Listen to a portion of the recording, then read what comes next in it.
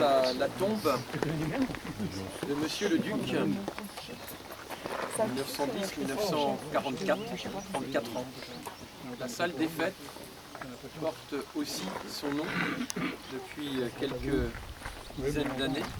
Il y a une rue, André le Duc, qui a été baptisée là aussi il y a quelques années, et rejoint par sa femme. Vous retrouverez sur le monument quelques explications concernant l'opération Titanic, à laquelle il a participé et à laquelle les SAS ont participé. Et puis vous avez une croix qui a été gravée dans le marbre après de longs combats de la famille. Quand je dis combat, c'est au sens pacifique du terme, mais pour faire reconnaître par la France, par la République, ses états de service. C'est ce que je disais il y a quelques instants. Les SAS avaient gardé dans leurs archives régimentaires des traces de tout cela. Mais la France avait besoin que le Royaume-Uni vienne compléter.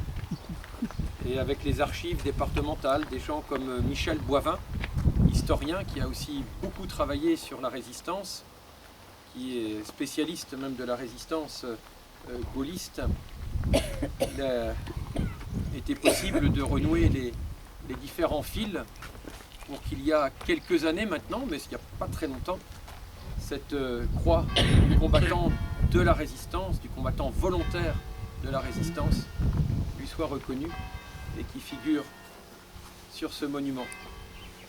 Alors on y associera ses enfants, sa famille, son épouse, Georgette, que nous sommes nombreux à avoir connue, qui était une amie aussi, je le dis en passant, de ma grand-mère, et qui pendant de longues années, quand on était gamin et d'autres avant, nous jouait de l'harmonium avec chœur, accompagné par un chantre qui était Monsieur Laurent.